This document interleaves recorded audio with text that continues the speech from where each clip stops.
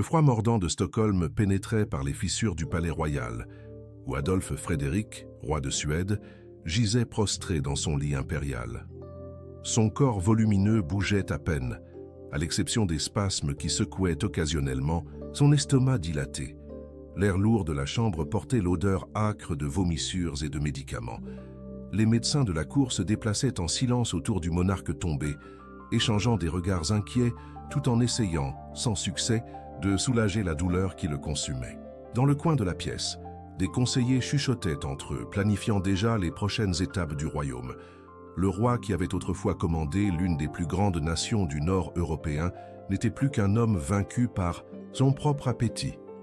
Les tapisseries luxueuses qui ornaient les murs semblaient se moquer de sa condition actuelle. Les portraits de ses ancêtres, rois puissants et guerriers vaillants, observaient avec des regards sévères le descendant qui avait transformé le trône suédois en objet de dérision internationale. La couronne, soigneusement déposée sur un coussin de velours rouge près du lit, reflétait la faible lumière des bougies, comme si elle témoignait aussi de l'humiliation de son porteur. Des serviteurs entraient et sortaient de la chambre royale, portant des bassines, des serviettes et d'autres remèdes inutiles. Le bruit de leurs pas pressés résonnait dans les couloirs vides du palais, où autrefois résonnaient les musiques de banquets et de célébrations. Maintenant, seul le silence et la tension dominaient l'ambiance, brisée uniquement par les gémissements occasionnels du monarque malade. La reine Louisa Ulrika, son épouse prussienne au tempérament fort, se tenait à l'écart. Son absence dans la chambre royale était remarquée par tous mais comprise. Des années de frustration face aux faiblesses de son mari et à son incapacité à exercer une véritable autorité avaient créé un abîme entre eux. Tandis qu'il se réfugiait dans les plaisirs de la table, elle rêvait de la puissance que la Suède aurait pu être. Dans les couloirs du palais, on murmurait sur l'ironie d'un roi qui, ayant tout le pouvoir pour transformer sa nation, avait choisi de se rendre au plaisir mondain. La Suède, qui avait été l'une des puissances les plus redoutées d'Europe, assistait maintenant au dépérissement de son monarque, non pas sur un champ de bataille, mais victime de sa propre gourmandise. Le visage d'Adolphe Frédéric, autrefois, connu pour sa jovialité et ses joues rosées, était maintenant pâle et tordu de douleur. Ses yeux, mi-clos, semblaient perdus dans des souvenirs de festins et de banquets qui l'avaient conduit à sa ruine. Ses mains, qui avaient un jour tenu le sceptre royal avec dignité, s'agrippaient maintenant au drap de soie, cherchant un soulagement à l'agonie qui le consumait. Dans les rues de Stockholm, le peuple commençait déjà à spéculer sur l'avenir. Commerçants, nobles et paysans partagèrent des histoires sur les excès de leur roi, sur les interminables banquets et sa passion connue pour les desserts. Ce qui était autrefois considéré comme une particularité presque adorable de leur monarque se révélait maintenant comme le symbole suprême de la décadence d'un règne qui serait rappelé non pour ses conquêtes, mais pour ses excès. Sur son lit de mort, entouré de toute la pompe que son titre exigeait, mais dépouillé de toute dignité royale, Adolphe Frédéric était l'image même de la décadence. Comment un roi qui avait entre les mains le pouvoir de commander l'une des nations les plus importantes d'Europe avait-il fini réduit à cela? Comment le trône suédois, occupé par tant de monarques guerriers et d'hommes d'État brillants, avait-il maintenant pour occupant un homme qui serait rappelé uniquement pour sa gourmandise fatale? Le soleil d'hiver commençait à se coucher sur Stockholm, projetant des ombres allongées à travers les fenêtres du palais. À mesure que l'obscurité avançait, une question planait dans l'air. Comment le destin avait-il transformé un roi de la puissante Suède en un homme qui trouverait sa fin non par l'épée ou la politique, mais par la plus prosaïque des faiblesses humaines? Si cette histoire vous a intéressé, n'oubliez pas de vous inscrire à notre chaîne et de mettre un like. Dites-nous de quelle ville vous nous regardez. On continue. L'année était 1710, lorsqu'Adolphe Frédéric naquit dans le duché de Holstein-Gottorp, territoire germanique proche de la frontière danoise. Fils du duc Christian Auguste, il grandit au milieu de l'échiquier politique complexe du nord européen, où la Suède, le Danemark et la Russie se disputaient la suprématie sur la mer Baltique. Son berceau, bien que noble, ne suggérait pas le destin royal qui l'attendait. Le XVIIIe siècle bouillonnait de changements. La guerre du Nord avait redessiné les frontières de l'Europe septentrionale et la Suède, autrefois puissance dominante sous Charles XII, voyait son pouvoir diminuait progressivement. Le pays avait besoin de stabilité, et les grandes familles nobles, connues sous les noms de les chapeaux et les bonnets, se disputaient le contrôle politique dans les coulisses du pouvoir. Le jeune Adolphe Frédéric se distingua très tôt par sa personnalité affable et diplomatique. Alors que d'autres nobles de son époque se consacraient aux arts de la guerre, il développait un talent particulier pour la conciliation et, curieusement, un profond intérêt pour la gastronomie. Son éducation raffinée incluait non seulement la politique et l'histoire, mais aussi une connaissance sophistiquée de la cuisine et de l'étiquette à table.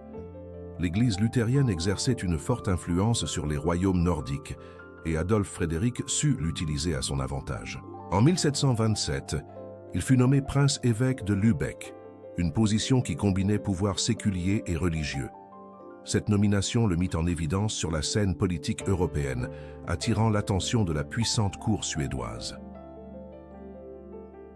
Le destin sourit à Adolphe Frédéric en 1743, lorsque l'impératrice Élisabeth de Russie, exerçant son influence sur la politique suédoise, soutint sa candidature au trône. La Suède, après la mort du roi Frédéric Ier sans héritier, avait besoin d'un nouveau monarque. Le choix d'Adolphe Frédéric ne fut pas accidentel. Son lien avec la maison de Holstein-Gottorp le rendait acceptable tant pour la noblesse suédoise que pour les puissances voisines.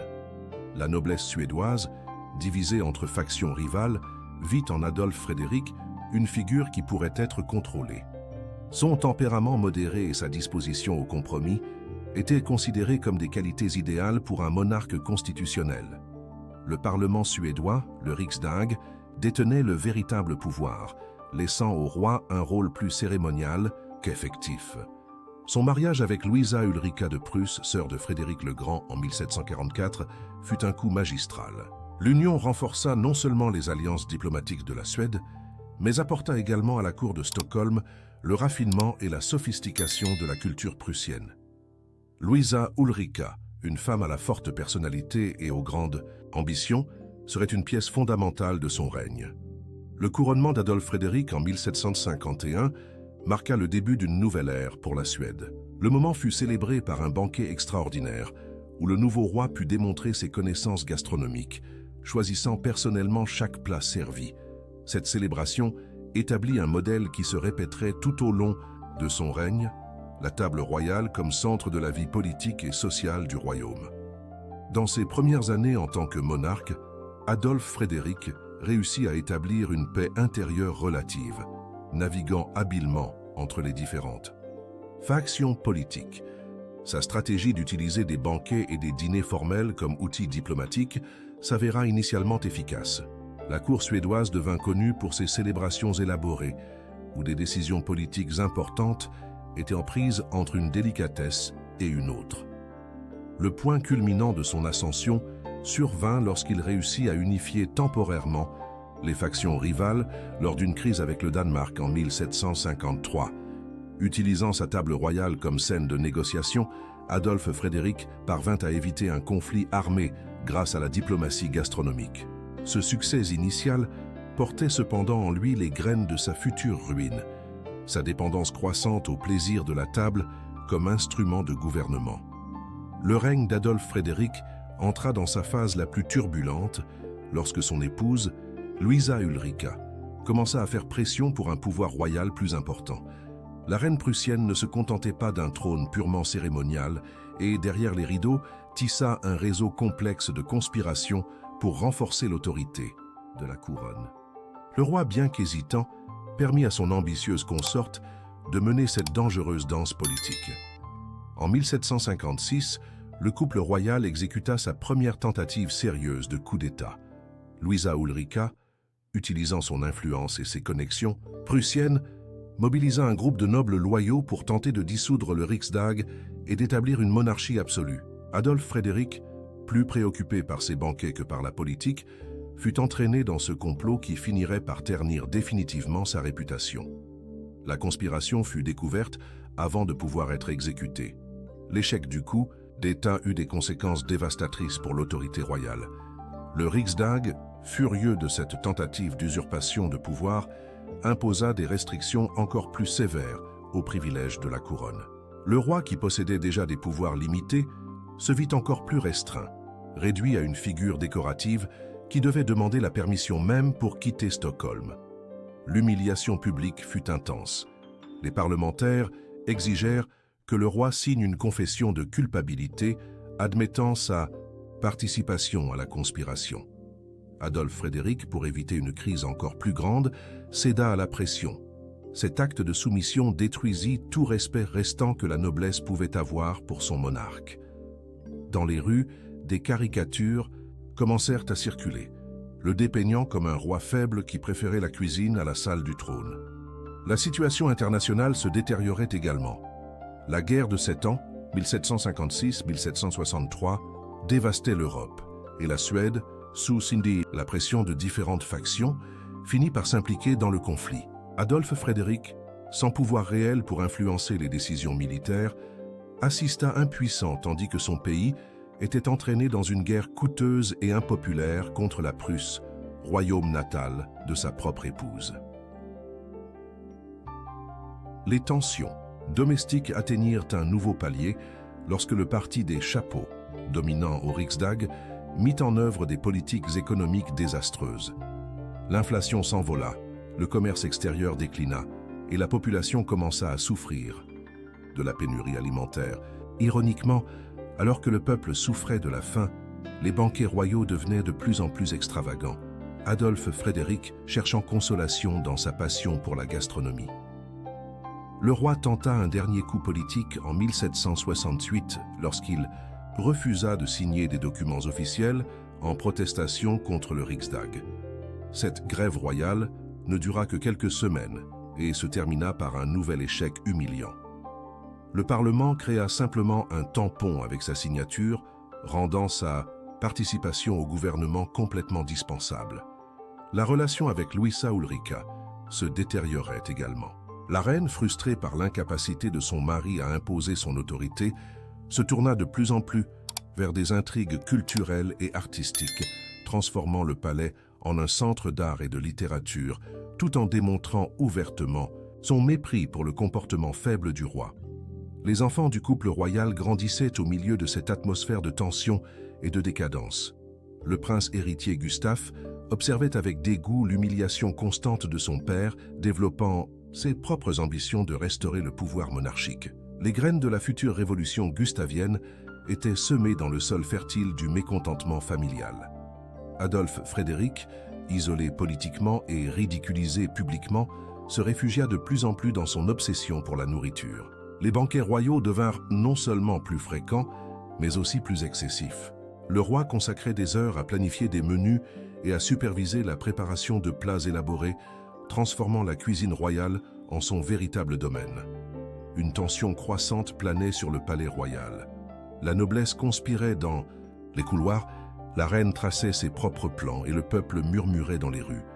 Adolphe Frédéric, entouré d'ennemis et méprisé par ses alliés, était sur le point d'affronter son destin final, un destin qui serait scellé non par l'épée ou le poison, mais par sa propre incapacité à contrôler ses appétits. L'apogée du règne d'Adolphe Frédéric fut paradoxalement la période qui illustra le mieux ses contradictions, alors que la Suède maintenait sa position comme l'une des puissances du Nord européen. Son monarque se transformait en une figure de plus en plus particulière et controversée. Le palais royal de Stockholm devint le théâtre d'extravagances culinaires sans précédent, avec des banquets qui duraient des heures et consommèrent des ressources qui auraient pu nourrir des districts entiers de la ville. L'obsession du roi pour la gastronomie atteignit des proportions alarmantes. Ses cuisines royales employaient des dizaines de chefs, pâtissiers et spécialistes culinaires, amenés de toute l'Europe à un coût exorbitant. Le monarque passait plus de temps à superviser la préparation de plats élaborés qu'à s'occuper des affaires d'État. Son dévouement particulier à la confiserie conduisit à la création d'une section spéciale dans la cuisine royale, dédiée exclusivement à la production de desserts et de sucreries raffinées. Le Riksdag, déjà irrité par les dépenses excessives de la couronne, commença à imposer des restrictions encore plus sévères au budget royal. Les factions politiques utilisaient les excès gastronomiques du roi comme munitions dans leurs discours enflammés. Les bonnets, en particulier, profitaient de chaque occasion pour critiquer ce qu'ils appelaient la table de la honte royale, comparant les banquets d'Adolphe Frédéric à la situation précaire des paysans suédois. La reine Louisa Ulrika, frustrée par la situation, s'éloigna de plus en plus des affaires domestiques. Sa cour parallèle, dédiée aux arts et à la philosophie, attirait des intellectuels et des artistes de toute l'Europe, tandis que son mari présidait d'interminables festins.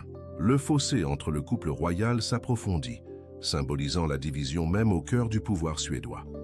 Les relations avec l'Église luthérienne, traditionnellement un pilier fondamental du pouvoir royal suédois, se détériorèrent également. Les clercs commencèrent à prêcher contre les excès de la cour, citant des passages bibliques sur la gourmandise et la modération. L'ancien prestige d'Adolphe Frédéric, en tant qu'ex-prince-évêque de Lübeck, fut oublié, remplacé par des sermons qui le dépeignaient comme un exemple de dégénérescence morale. Les enfants royaux, surtout le prince Gustave, assistaient avec une inquiétude croissante au déclin de l'autorité paternelle. Le jeune prince, éduqué dans les idéaux de l'absolutisme éclairé, regardait avec mépris l'incapacité de son père à exercer un pouvoir effectif. Dans ses cercles privés, Gustave commençait déjà à tracer des plans pour une future réforme du système politique suédois, rêvant du jour où il pourrait restaurer le prestige de la couronne.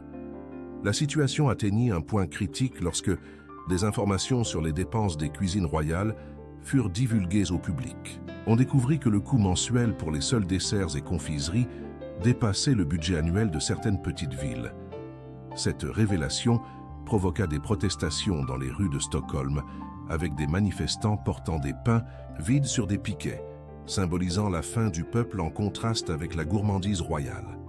Le Riksdag profita de l'occasion pour approuver de nouvelles mesures restrictives.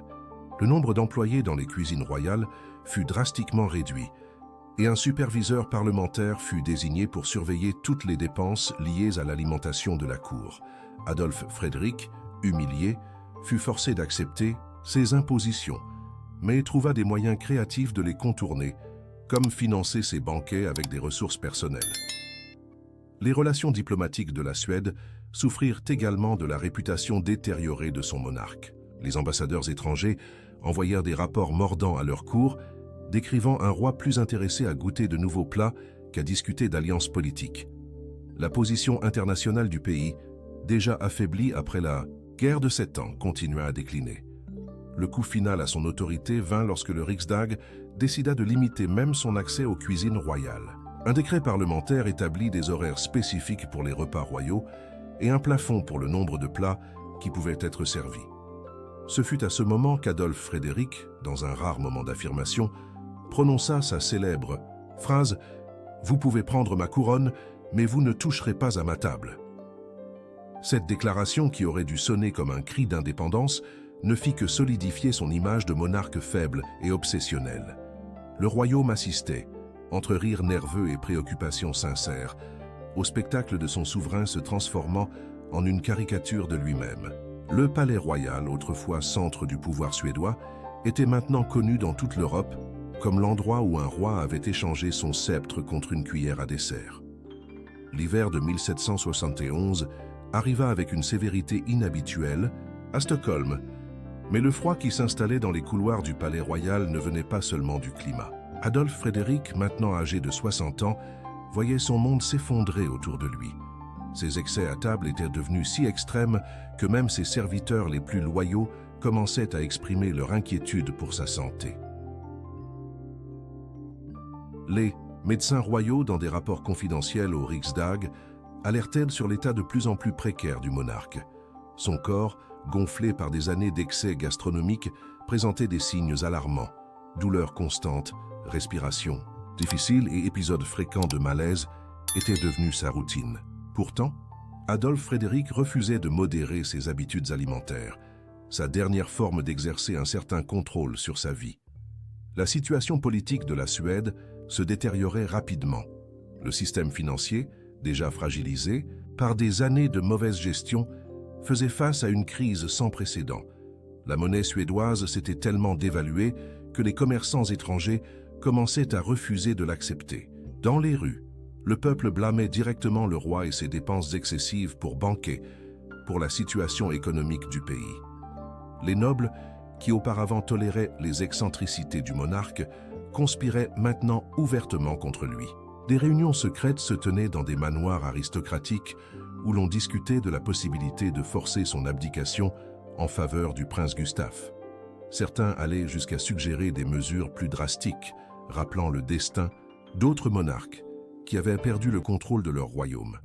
La reine Luisa Ulrica, qui avait depuis longtemps renoncé à influencer son mari, se consacrait exclusivement à préparer le terrain politique pour son fils Gustave. Elle entretenait une correspondance secrète avec son frère, Frédéric le Grand de Prusse, cherchant un soutien international pour une éventuelle transition de pouvoir.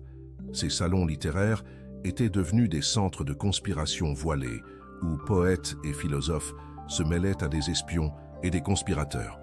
L'isolement du roi augmentait chaque jour. Ses seuls compagnons constants étaient les chefs et pâtissiers de la cuisine royale, qui continuaient à satisfaire ses caprices culinaires de plus en plus extravagants. Adolphe, Frédéric avait commencé à prendre ses repas seul, évitant les regards désapprobateurs de la cour. Ces dîners solitaires étaient devenus légendaires, avec des récits de serviteurs sur des quantités absurdes de nourriture consommées en une seule séance.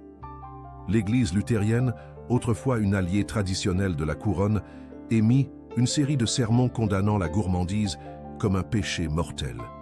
Sans nommer directement le roi, les clercs rendaient leur message clair en décrivant les dangers de l'indulgence excessive et ses conséquences tant pour le corps que pour l'âme. Les congrégations se remplissaient de fidèles qui voyaient dans les paroles des pasteurs une critique directe du comportement de leur monarque. Les ambassadeurs étrangers, dans leurs dépêches à leurs cours respectives, commencèrent à spéculer ouvertement sur combien de temps le roi pourrait encore survivre à ses propres excès. Les rapports diplomatiques décrivaient en détail préoccupant l'état physique et mental du monarque, prédisant sa mort imminente et les possibles conséquences pour l'équilibre du pouvoir dans le nord de l'Europe.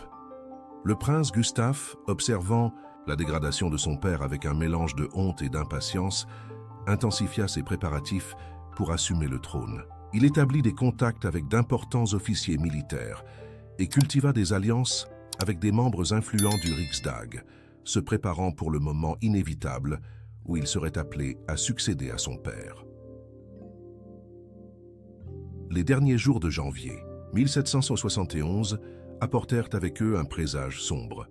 Lors d'un banquet particulièrement extravagant, Adolphe Frédéric fut frappé par une indisposition sévère qui le laissa alité pendant plusieurs jours. Malgré cela, il insistait pour maintenir sa routine d'excès alimentaires, ignorant tous les avertissements médicaux. L'effondrement final approchait et toute la cour suédoise attendait entre appréhension et soulagement le dénouement inévitable d'une vie marquée par la plus prosaïque des faiblesses humaines. Un silence pesant s'empara du palais lorsque, par une nuit glaciale de février, le roi insista pour participer à son dernier et fatal banquet. La table était dressée avec ses mets favoris, incluant les fameuses semlas, pain sucré fourré de pâte d'amande et de crème qui deviendraient les symboles de sa perdition. Le destin, ironique dans son choix, avait décidé que le roi, qui avait vécu par la table, mourrait par elle. La nuit du 12 février 1771, le palais royal de Stockholm devint le théâtre du dernier acte de la vie d'Adolphe Frédéric. Le roi, ignorant tous les conseils médicaux, s'était livré à un festin extraordinaire, même selon ses standards excentriques. Le menu de cette nuit fatale incluait homard, caviar, choucroute, harengue fumée et champagne. Mais ce furent les semlas, ces bien-aimés pains sucrés fourrés, qui devinrent son coup de grâce. Les récits des serviteurs présents décrivent en détail perturbant comment le roi consomma non pas une, non pas deux, mais 14 semlas, servis dans un bol de lait chaud. Chaque bouchée était un clou dans son propre cercueil. Chaque gorgée du lait sucré le rapprochait davantage de son destin final. Les médecins de la cour, impuissants, assistaient au spectacle macabre d'un monarque littéralement mangeant jusqu'à la mort.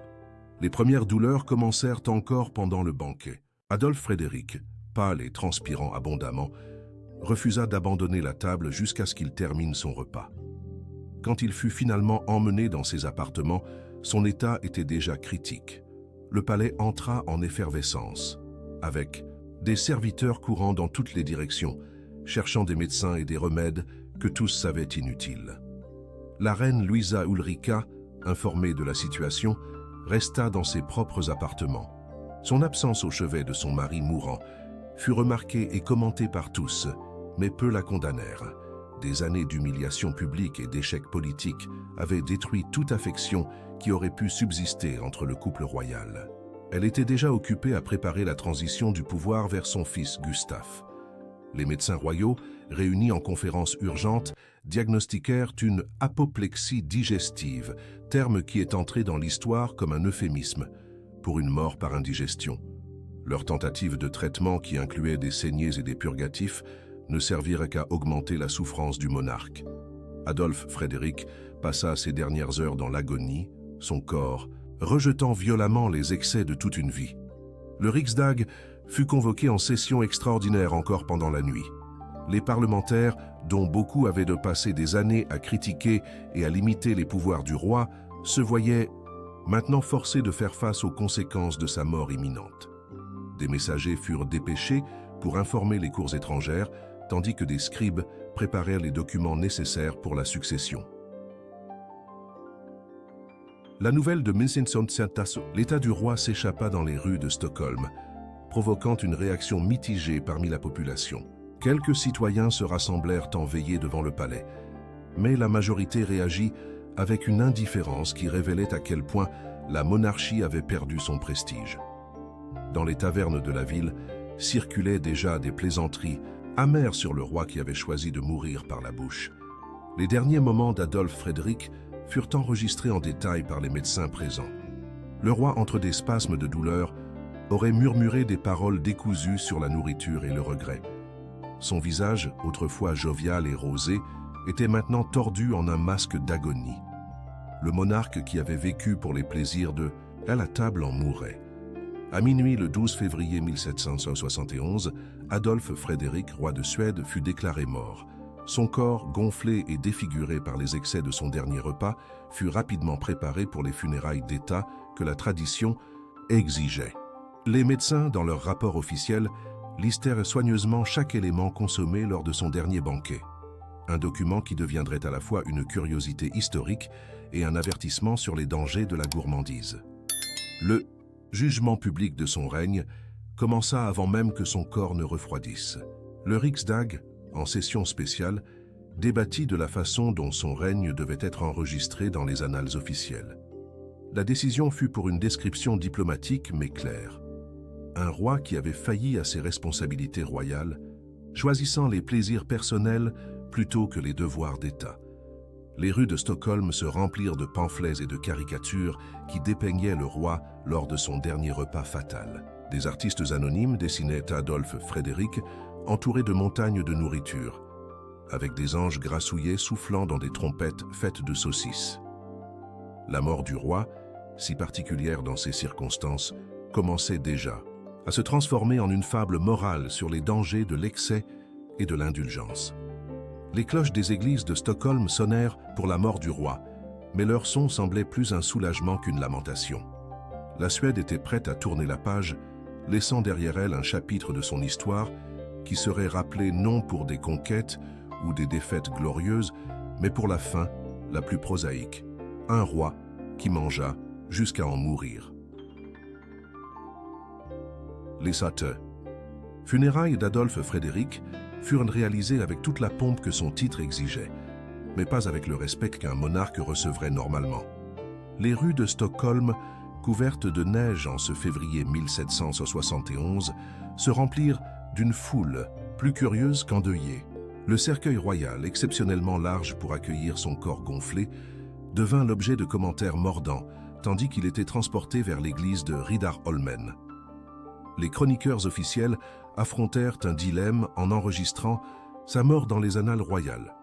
Comment décrire la fin d'un monarque qui mourut non au combat, non par assassinat ou maladie, mais par pure gloutonnerie? La solution trouvée fut diplomatique.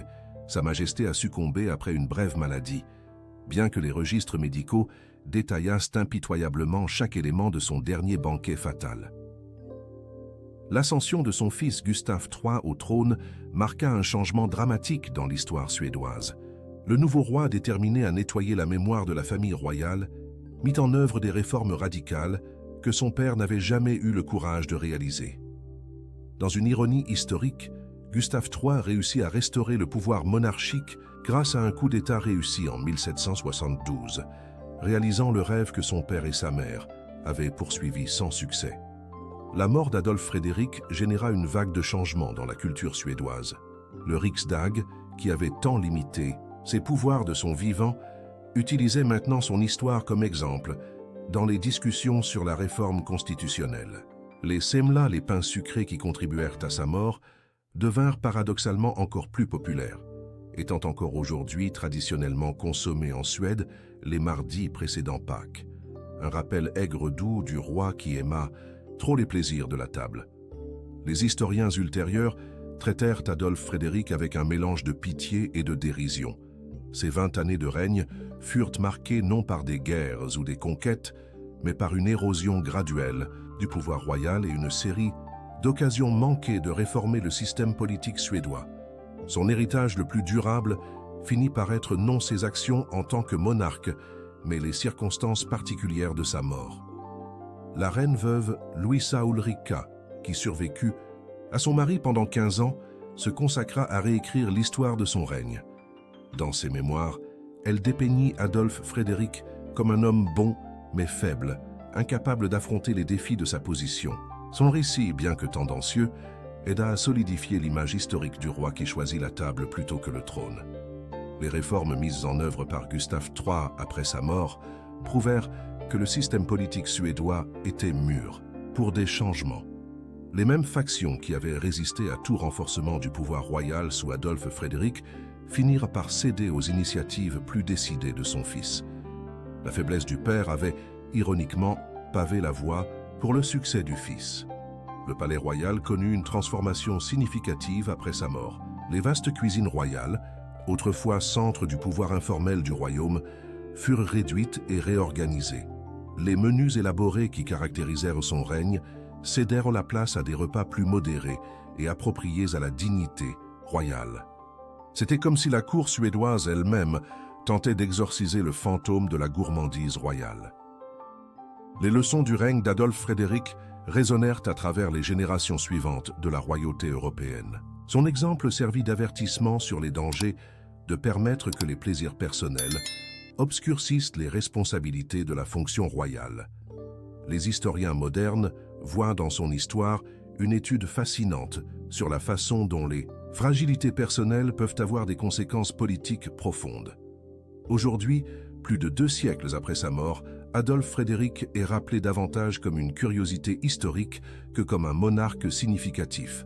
Sa tombe, dans l'église de Riddarholmen, à côté d'autres rois suédois plus célèbres, reçoit peu de visiteurs. Cependant, son histoire continue de fasciner, servant de rappel particulier que même les plus puissants peuvent être vaincus par leur propre faiblesse.